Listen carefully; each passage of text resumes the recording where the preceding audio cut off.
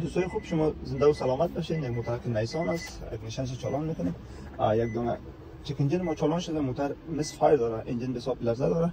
خواستیم اسکنش کنیم. اسکن کردیم موتر به ما چی نشان میده دوستای خوب؟ آره بهتون نشان میدیم. موترهای نیسان موترهای خوبه دوستا، سرش موتور زیاد فشار نبرین. آیل چینج دیگه پایتون با وقت بکنید. موترها یک ذره نسبت به تویوتا کم ضعیف‌تر است. دوستای خوب نشست که سلندر دو مس فایر با پایینش هم AF سنسر. این معمولا دوستا از اکسیژن سنسر ها می باشه. خب ما باید بتونیم در قسمت اول باید مشکل کد بالا رو باید حل بسازیم. وقتی که موتر چالان میکنی موتر یک ذره لرزه داره و مس فایر میکنه دوستا خوب. با چک انجینشون چالان است. باید ابتدا می کار اول پیش ببریم، بعد یک تون اپش کنیم. بعد تون اپ دوستا باز میبینیم که چی کار شده. خیرش باشه. موتر خاموش میکنیم، اسکینر رو گل میکنیم. سلندر ما کاور باید بالا شد از جایش قسمت راست. یک دانه، دو دانه، سه دانه، چهار دانه ساکت داریم. اعلام میشه ایگنیشن کوئل رو میکشیم بالا. هر زمان خواستیم که سوال پیش آمد چه ایگنیشن کوئل باید پیشتان گرد نخوره. بعدا میتونیم که این مشکل سلندر دوره زودتر آسان‌تر پیدا کنیم. اول باید یار ایلاش کنیم، اسپاپلاکش اول چک کنیم که چطور است. دوستای خوب، ابتدا حتما باید یک پاکاری عمومی شه.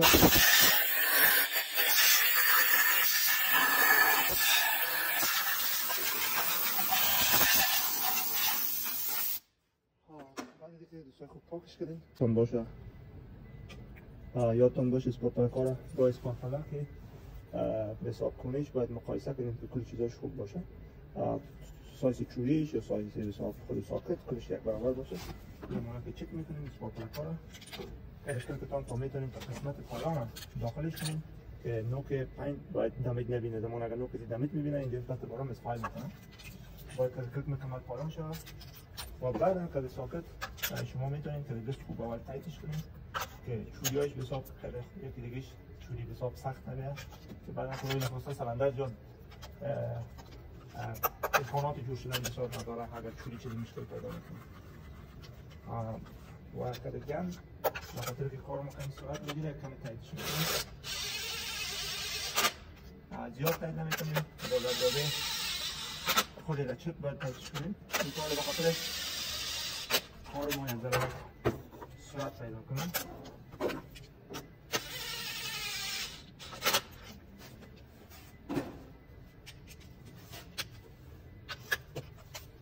تایت من داده هم ضرورت خود بنده لچک نه قدر زیاد که سر اسپاپلاک چیز چوریش توصیل کنم و نه در قسمت داخل سلندر خطایش میکنیم که مقدار ضرورت میاریم.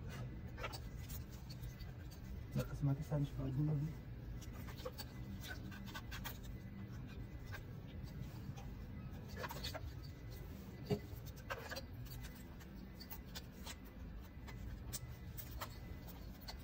دوستا در لاینا ساکتا بسیار جاست متوجه باشیم. زمان که تیر میکنیم باید خودیم اما ساکت باید یک صدا بکشه. میبینیم یک ترک میکنم اون هم که ساکت به جای خود میشینه. اگر درست نشینه با در آینده برای دین مشکلات پیش میاد. لاینا بسته شد دوستا کشیدی که نفار بسته کنیم. کود چک انجین پاک میکنیم. موتر استارت میکنیم. خود ابتدا میایم در قسمت خود اسکینر دوستا موتر یک نشان چالان میکنیم. اسکینر ما متوجه کد بوده که سنسر است که سلندر دو مس فایر داشت. پس دوباره از اسکن میبریم کد ریست میکنیم. ایگنیشن سویچ آف، پس دوباره ایگنیشن سویچ آن. کد پاک میکنیم دوستا عزیز. بعد از کد موتر چالان میکنیم. چند دقیقه میمونیم کد ما کلش کلیر شد. موتر چالان میکنیم. پس دوباره میبینیم چی گفت. در داشبورد ما چیز کد نداره، ساین بسیار پاک خوب است. چند از این میمونیم اگر چیز مشکلات بود حتما چک کنیم دوباره میاد. اسکینر ما رو میبریم در جایش. موتر تا 10 تا 12 دقیقه چالان میشه. دوستای خوبی بود یک کار تون اپ اسپاپلاک زمانی که مس فایر میکنه. ابتدا شما باید اسکن کنین. بعد اوقات است تون اپ خوب است که اسکن نکنین اسپاپلاک چنج کنین. اگر زمان ایگنیشن کوئل مشکل می داشته باشه باید روی شما با کامپیوتر اسکینر رو چک کنین که سلندر اول دو سه کدامش مس فایر داره.